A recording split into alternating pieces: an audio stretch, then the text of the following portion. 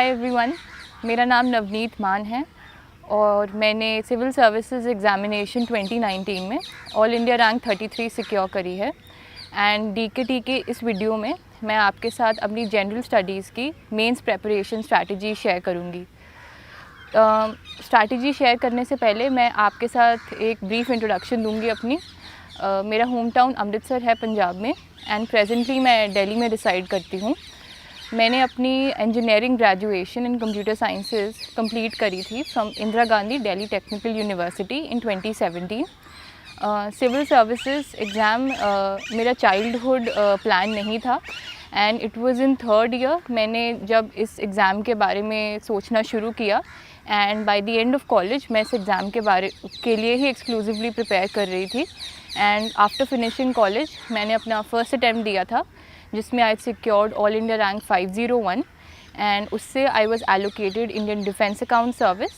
And उसके बाद मैंने ट्रेनिंग ज्वाइन करी एंड ट्रेनिंग अभी मैं कंटिन्यू कर रही हूँ एंड साइमल्टेनियसली मैंने अपना नेक्स्ट अटैम्प्ट दिया इन 2019 जिसमें आज रैंक 33 सिक्योर करी है मैंने।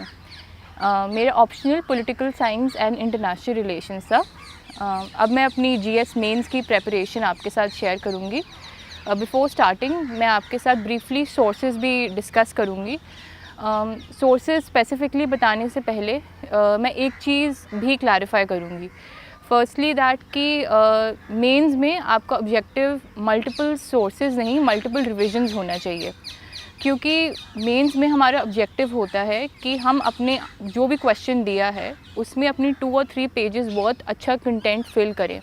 वो इन टाइमली फैशन तभी आप फुलफ़िल कर पाएंगे जब आपके जो भी आपके सोर्सेज होंगे किसी भी गिवन सब्जेक्ट के, आपके पास मल्टीपल रिविजन्स होंगी, तभी आप उस आंसर को एक अच्छे इंटीग्रेटेड मैनर में रिप्रोड्यूस कर पाएंगे, वो भी एक टाइम कंस्ट्रेंट के साथ। सो आई वुड सजेस्ट कि किसी भी सब्जेक्ट के आप सोर्सेज सिर्फ लिमिटेड ही रखिए। अब स्टार्टिंग विद द सोर्सेज, बहुत सारे ऐसे सब्जेक्ट्स हैं मेंस में जो प्रीलिम्स में फ़ीचर नहीं करते हैं और एडिशनली उनकी कोई स्टैंडर्ड बुक्स भी नहीं हैं। So for instance like security issues या सोसाइटी या governance.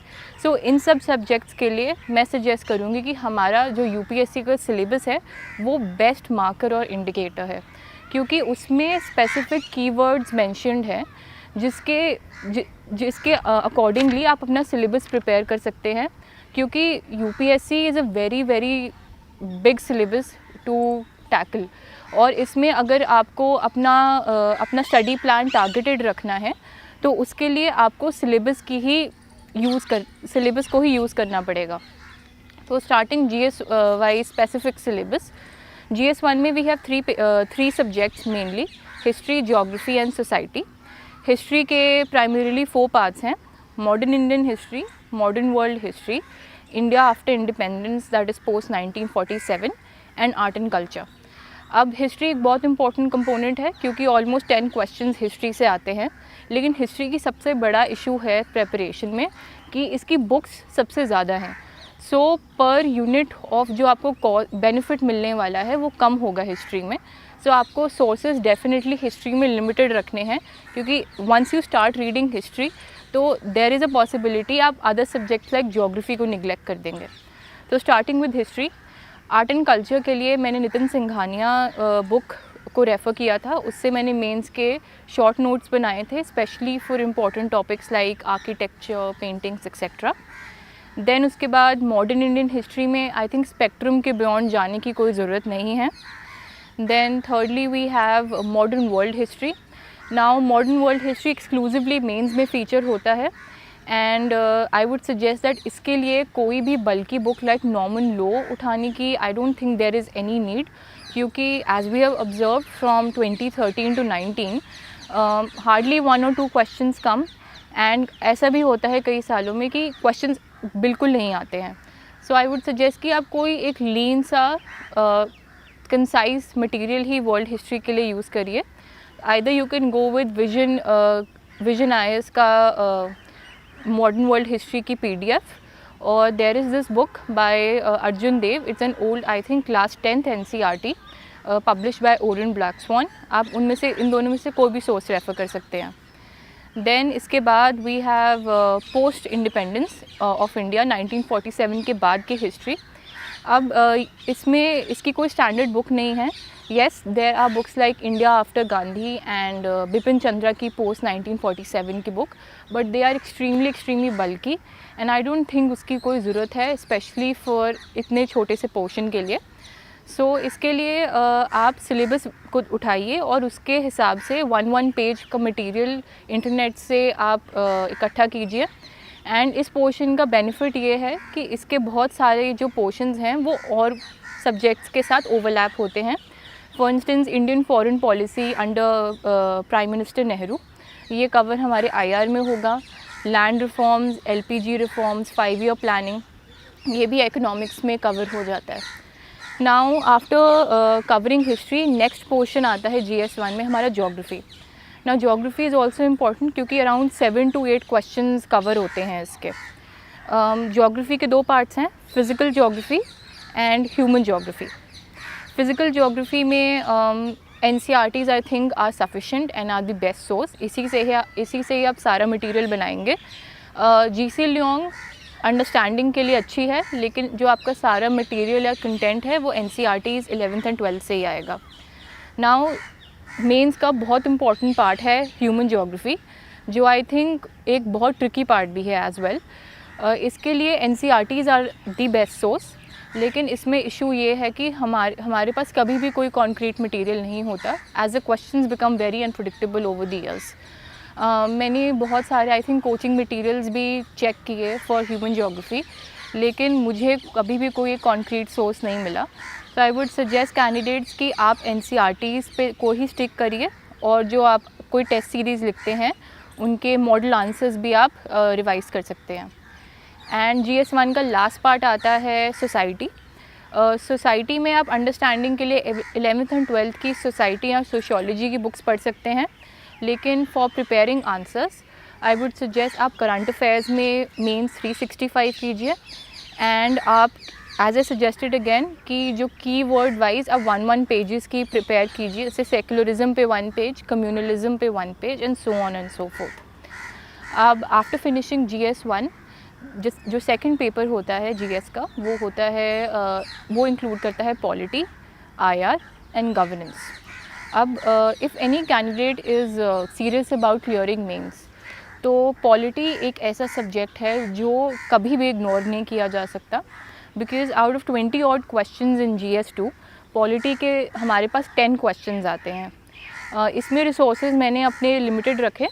Firstly I refer to Laxmikanth, then secondly I refer to Vision IAS की main 365 and I think that's all। since मेरा पॉल साइंस ऑप्शनल था, थोड़ी सी I think उसमें भी help हो जाती थी, but I think Laxmikanth and current affairs की आपकी जो भी बुकलेट है they are well more than sufficient. लेकिन पॉलिटी में मैं ये रिकमेंडेशन दूंगी कि to add values, much value and material to your answer, आपको articles of the constitution mention करने चाहिए अपने इंट्रो में। फॉर इंस्टेंस अगर आप फंडामेंटल ड्यूटी का कोई आंसर लिख रहे हैं तो आपको आर्टिकल 51A डेफिनेटली मेंशन करना चाहिए। साथ में आपको सुप्रीम कोर्ट जजमेंट्स भी ऐड करनी चाहिए, जो भी आपके आंसर को ज़्यादा हेफ्ट देंगी। After polity next portion is हमारा IR या इंटरनेशनल रिलेशंस। इसकी मैंने कोई स्पेसिफिकली प्रेपरेशन नहीं करी थी क्योंकि PSIR वाज माय ऑप्शनल, लेकिन I think for other candidates Vision IAS की मेन 365 इज़ गुड इनफ क्योंकि it's more associated with current affairs. Next जो थर्ड पोर्शन है GS2 में, I think it is one of the most ignored parts of our entire GS prep, and ये है governance. Now governance अगर आप totality में देखें, ये एक बहुत ब्रॉड एंडेड सब्जेक्ट है और इसमें बहुत सारे कंपोनेंट्स हैं। सो इसकी प्रेपरेशन के लिए अगेन आई वुड सजेस्ट आप सिलेबस को ही स्टिक कीजिए। गवर्नेंस में कुछ ऐसे स्पेसिफिक टॉपिक्स हैं सिलेबस में मेंशन, जैसे है एजुकेशन, हेल्थ, सिटीजन्स चार्टर, या आप ले लीजिए ट्रांसपेरेंसी या NGOs एंड SHGs। तो इनका बेस्ट वे है कि आप अगेन इंटरनेट पे गूगल पे टाइप कीजिए NGOs UPSC एंड आपको बहुत सारे रिसोर्सेज मिलेंगे, जैसे इनसाइट्स IAS या IAS बाबा या सिविल्स डेली, जिस पे आपको बहुत अच्छा मटेरियल इजीली अवेलेबल होगा। एंड साथ में आप अपनी कोचिंग के मॉडल आंसर्स भी कीजिए। नाउ आई फिनिश GS2 के sources. Next coming to GS3। GS3 के there are 5 parts. Firstly economics plus agriculture, secondly security issues, then science and tech, environment and disaster management. Now coming to economics and agriculture, just like I said कि polity एक वो part है जिसे आप definitely कभी भी ignore नहीं कर सकते। इकोनॉमिक्स एंड एग्रीकल्चर भी एक वैसा ही पार्ट है। इसमें मेंस में we don't have much economic theory, instead ज़्यादा फोकस इंडियन इकोनॉमी पे है। एंड अगर आप सिलेबस देखेंगे, टॉपिक्स लाइक इंफ्रास्ट्रक्चर में एनर्जी है, रेल्स, रोड्स, या एग्रीकल्चर के बहुत सारे कीवर्ड्स मेंशन्ड हैं, जैसे agriculture marketing, agriculture inputs, land reforms etcetera. तो फिर आप सिलेबस वाइज ही अपने नोट्स को प्रिपेयर कीजिए। In addition best source I would say current affairs में Vision mains 365 and along with that आप एक बजट के समरी एंड इकोनॉमिक सर्वे को डेफिनेटली इग्नोर नहीं कर सकते, क्योंकि उसमें ऐसी रिकमेंडेशंस आएंगी जो आप अपने आंसर्स में फीड कर सकते हैं। After economics next we have disaster management. Disaster management के लिए मैंने फोरम IAS की 30-40 पेजेस लॉन्ग एक डिज़ास्टर मैनेजमेंट की बुकलेट होती है, वो कवर करी थी। डिज़ास्टर मैनेजमेंट में बेसिकली 2 टाइप के क्वेश्चंस आते हैं। First question is associated with the disaster specific question, जैसे कि अर्थक्वेक्स पे क्वेश्चन आया या फ्लड कंट्रोल पे या साइक्लोन्स पे। तो फिर या तो वैसे क्वेश्चंस होते हैं, या सेकंड टाइप के क्वेश्चंस होते हैं India's efforts in disaster management.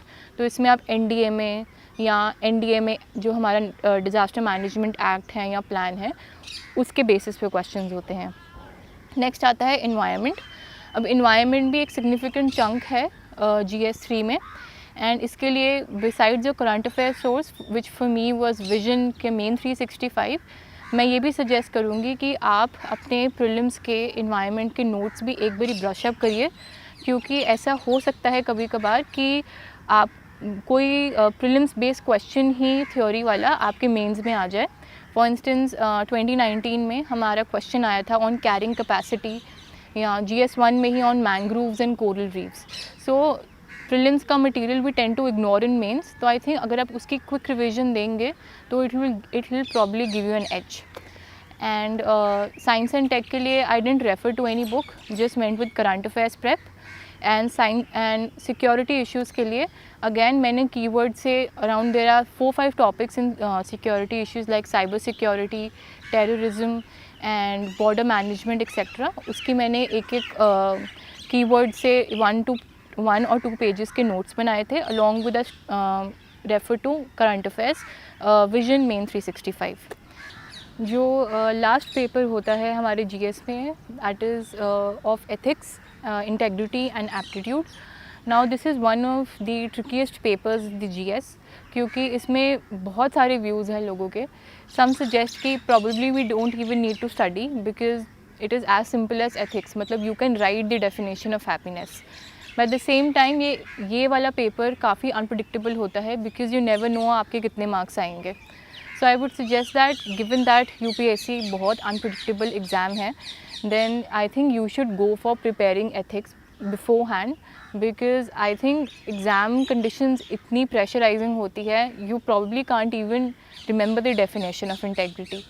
So I would suggest कि आप ethics के अपने personalized notes बनाइए। इसके लिए you can refer to the lexicon book, and beyond that मेरा एक basic framework होता था notes prepare करने का ethics के। For instance अगर कोई topic है like emotional intelligence, then I used to prepare 1 or 2 pages notes on that keyword, जैसे कि firstly you will write down the definition of that given concept, for instance emotional intelligence की definition, then you can incorporate certain examples। ये examples हो सकते हैं कोई eminent personalities के, जैसे कोई important public administrators, या कोई important historical या present day event भी हो सकता है। And then जब आपने ये 2 कंपोनेंट्स ऐड कर लिए अपने टॉपिक में, देन आप एक थर्ड कंपोनेंट भी ऐड कर सकते हैं कि what is the relevance of that given topic to civil services. For instance, what is the relevance of emotional intelligence for civil servants. तो ऐसे करके आप, there are 6 to 7 topics in ethics like emotional intelligence, probity in governance and ethics in public administration, ethics and human interface and attitudes. तो आप ये जो 5 to 6 major topics हैं, इन सब के आप नोट्स अपने प्रिपेयर करेंगे. I think that would be the best source for your ethics prep. And अगर ये थे जीएस के I think paper wise sources. In addition मैंने बहुत ही लिमिटेड एक्स्ट्रा रिसोर्सेज रेफ़र किए थे. One was the Ethics in Governance report summary of second ARC, and second was Niti Aayog's best practices of state governments की report. And I think beyond that मैंने कोई extra source refer नहीं किया था. And yes, about current affairs. Current affairs के लिए both for pre and mains I didn't prepare any notes. मैंने काफ़ी ट्राई किया notes prepare करने के लिए. I think probably 3 to 4 times. And I failed at all those attempts, क्योंकि issue ये होता था कि if I and up preparing notes तो फिर यहाँ वो रिवाइज़ नहीं होंगे, या अगर वो रिवाइज़ हो भी गए तो जो नेक्स्ट मंथली मैगज़ीन आएगी all the same portions will repeat, तो मेरा एफर्ट रिडंडेंट हो जाता था. So about preparing for current affair notes from newspapers, मेरा ये सजेशन है कि आपकी कॉल है, अगर आपको करने हैं it's good enough and you should go on with that effort. But आप ये इंश्योर कीजिए कि जो आप पॉइंट्स लिखेंगे वो आपके आंसर्स को वैल्यू ऐड करें एंड दे आर यूनिक, और आपका एफर्ट ना वेस्ट हो. सो मेरे करंट अफेयर्स के सोर्सेज यही थे कि I used to read the newspaper thoroughly. अगर मुझे कोई एक बहुत ही एक्सक्लूसिव पॉइंट आता है, for instance specially for IR, then I used to jot it down. But beyond that मेरा main source Vision monthly magazines ही था. That's it. Now after discussing the sources, mains की प्रेपरेशन में सबसे next important part आता है answer writing. Aspirants के में बहुत कम्युनिटी में बहुत एक डिबेटेड क्वेश्चन है कि हमें आंसर राइटिंग कब शुरू करनी चाहिए, whether it should be after pre और probably when you just start preparing. So I think जो सबसे आइडियल टाइम होता है वो तो डेफिनेटली प्री के बाद ही होगा. But if you have time, अगर आपके पास टाइम बचता है और आपने सफिशेंट बुक्स भी अपनी ख़त्म कर ली, स्टैंडर्ड बुक्स ख़त्म कर ली, you are almost comfortable with current section, तो आप प्री से पहले आप थोड़े बहुत आंसर्स लिखने स्टार्ट कर सकते हैं, because it's always good to have a head start. And then जो टाइम कंट्रोल एनवायरनमेंट में आप टेस्ट लिखेंगे, that will happen after pre. Initially आपको आंसर्स लिखने में काफ़ी परेशानी होगी. एवरी एस्पिरेंट सेज कि हमें 4 घंटे लिखते थे एक 20 क्वेश्चंस को कंप्लीट करने के लिए. Same case with me as well. Initially Vision के मैं जब मेन टेस्ट सीरीज़ देती थी, I used to score just 50 and 60 marks. So in ये जो डिफ़िकल्टीज़ है ऑफ लेस मार्क्स या पेपर छूटना, ये सबके लिए कॉमन है. It is only when you start practising और आप बहुत सारे टेस्ट लिखेंगे and you continue to struggle, finally जब आप मेंस का टाइम आएगा, you will be in a position to write your answers with good quality in that time tested environment. And answer writing के लिए I had a standard framework sort of things, that is of introduction, body and conclusion. Introduction में मेरा motive होता था कुछ subject wise introductions रखी जाएं, जैसे articles of the constitution polity के लिए, या कोई important ranking, for example ease of doing business rank, और कोई important statistic like 90% of the employees are in the unorganised sector. मतलब ऐसे टाइप के फैक्ट्स एंड फिगर्स या मैं अपनी इंट्रोडक्शंस में डालती थी. या I think the best approach for introductions is by using definitions. अगर आप डेफिनेशनल अप्रोच से शुरू करेंगे अपना आंसर, तो ये आपकी सिंप्लिसिटी भी दिखाएगा and it will add to the flow of your answer. अब इंट्रोडक्शन के बाद next we have body of the answer. अब हर जो हमारा क्वेश्चन होता है उसमें आई थिंक 2 to 3 पार्ट्स को हमें केटर करना होता है. And most of the time जो ये पार्ट्स होते हैं ये डील करते हैं कोई भी कॉन्सेप्ट पे एंड उसके एडवांटेजेस या डिसएडवांटेजेस पे, and steps taken by the government, and lastly further measures required. तो आप अपनी प्रेप है वो भी इन 4 कंपोनेंट्स को ही अकाउंट में लेके रखिए। एंड लास्टली आता है कंक्लूजन। कंक्लूजन आपके आंसर को सम अप करना चाहिए। अगर आप मेरी आंसर शीट्स देखेंगे तो फिर you will find out that बहुत सारे आंसर्स में, for instance specially in GS2 and GS3 मैं SDGs को काफ़ी कोट करती थी। आपको 17 के 17 याद नहीं करने हैं। अगर आप मेजर 1 2 3 4 5 वाले याद कर लेंगे, आई think that is good enough.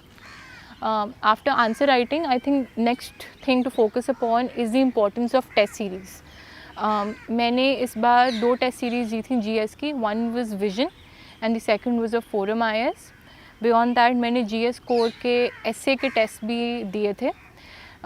It's not important कि आप जाके टेस्ट दें, लेकिन इट्स वेरी इंपॉर्टेंट कि आप एटलीस्ट टेस्ट लिखें या कहीं और पे, या आप एटलीस्ट अपने घर पे, क्योंकि राइटिंग टेस्ट एक it's just as important as learning for अपनी मेंस की प्रेपरेशन के लिए। क्योंकि writing 20 questions in 3 hours on the D-Day along with repeating that cycle over I think 7 times, ये काफ़ी एक टायरिंग प्रोसेस होता है। एंड इसका स्टैमिना बनाने के लिए आई थिंक आपको टेस्ट लिखने की प्रैक्टिस बहुत ज़्यादा करनी चाहिए। एंड टेस्ट का purpose is not just to move your hand. Main जब हम अपने सब्जेक्टिव आंसर्स लिखते हैं तो ये एक बहुत बड़ी एक्सरसाइज होती है, क्योंकि along with writing you are actually collecting points from 10 different sources in your mind. आप अपने आंसर को एक इंटीग्रेटेड शेप दे रहे हैं एंड देन उसे फाइनली जॉट डाउन कर रहे हैं। तो ये एक माइंड की एक्सरसाइज भी है। And to train your mind कि आप वो एक टाइम टेस्टेड और एक प्रेशराइज इन्वायरमेंट में आंसर एक गुड क्वालिटी का लिख सके, तो उसके लिए टाइम टेस्टेड इन्वायरमेंट में टेस्ट सीरीज़ लिखना बहुत ज़्यादा ज़रूरी होता है। Then along with test series एक अनदर इम्पॉर्टेंट कंपोनेंट है मेंस में, that is of note making. Note making इसलिए इम्पॉर्टेंट है for me, it is because of the last days में रिविज़न के लिए।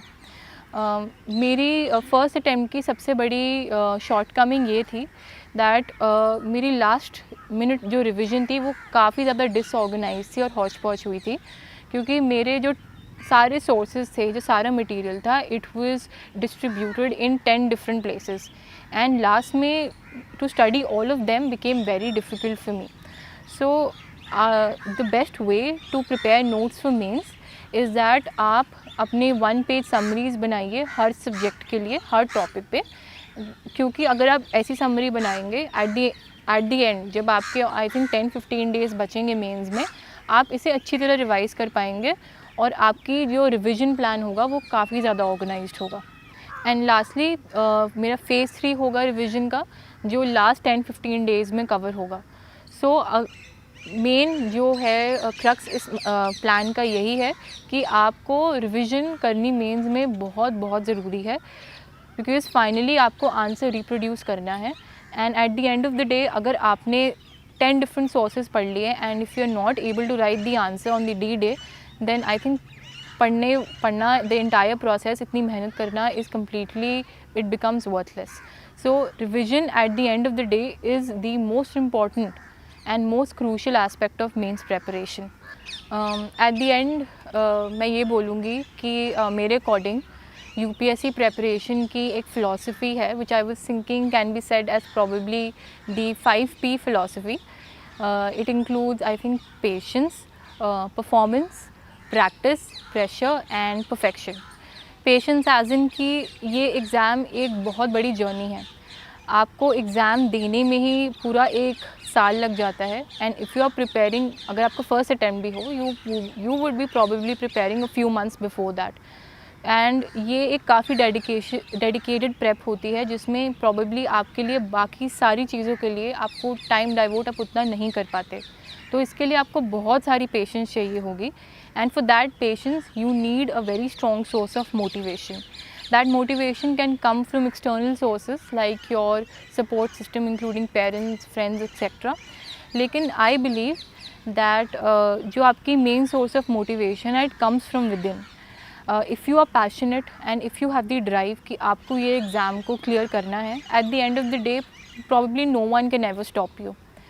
देन पेशेंस के बाद नेक्स्ट आता है परफॉर्मेंस। इस एग्ज़ाम के लिए जो सारे सीरियस कैंडिडेट्स होते हैं, everyone study for this exam seriously in equal amounts, but many say that कोई कम पढ़ के भी रैंक ले आते हैं एंड देर आर सम जो ज़्यादा पढ़ के भी they struggle for a lot of years, because at the end of the day जो सारी बात आती है वो हमारी फाइनल डे की परफॉर्मेंस पे ही आती है। अगर आप उस दिन अच्छी तरह अपने आंसर्स को लिख पाते हैं, you give a good performance, then तभी आपका सिलेक्शन होगा। एंड दैट परफॉर्मेंस डिसाइड होती है आपकी प्रैक्टिस पर। भले ही आपके सोर्सेज किसी और एस्पिरेंट से 2 सोर्सेज कम होंगे, but if you have practice those limited sources very very thoroughly, तो अगर आप किसी भी प्रेशराइज कंडीशन में होंगे, कितने भी प्रेशर में होंगे, you will give a very good performance. And last P being perfection, I would say this is not at all a very important component of UPSC prep, that is perfection। क्योंकि आपको इस exam में कोई PhD या any sort of specialisation नहीं करनी है। ये एक बहुत ही जनरलाइज एग्ज़ाम है and the main and the easiest way to crack it is that आप हर एक पोर्शन को, इसमें 10 डिफरेंट पोर्शंस हैं, हर डिफरेंट पोर्शन को एक इक्वल अमाउंट ऑफ प्रेप और इक्वल अमाउंट ऑफ अटेंशन दे। अगर आप किसी एक पोर्शन को ज़्यादा पढ़ के, फॉर इंस्टेंस हिस्ट्री को ज़्यादा पढ़ के पॉलिटी को इग्नोर कर रहे हैं, तो इसमें यू विल बी स्ट्रगलिंग। सो मेरा ये सजेशन है कि आप जो भी सारे आपके डिफरेंट 10-20 सब्जेक्ट्स हैं, उनकी इक्वल प्रेपरेशन कीजिए, उन्हें सफिशेंट टाइम डिवोट कीजिए। एंड अचीविंग परफेक्शन और बिल्कुल ही एरर फ्री और बिल्कुल ही एक परफेक्ट प्रेपरेशन इस एग्ज़ाम में नहीं हो सकती है। अगर आप फेयर इनफ प्रेपरेशन या मिनिमम अमाउंट ऑफ रिसोर्सेज पढ़ेंगे हर सब्जेक्ट के, देन आई थिंक आपका जो फाइनल स्कोर आएगा वो डेफिनेटली ज़्यादा होगा। बट बस आपका ये एक मोटिव होना चाहिए कि जब भी आप कोई पेपर लिखेंगे, you should not be at the bottom of the stack in that paper. आपका पर्पस होना चाहिए आप हर पेपर में एक डिसेंट स्कोर लाएंगे, देन इवेंचुअली आप automatically top of the list पे आएंगे। So that was it from my side. Thank you everyone for watching this video.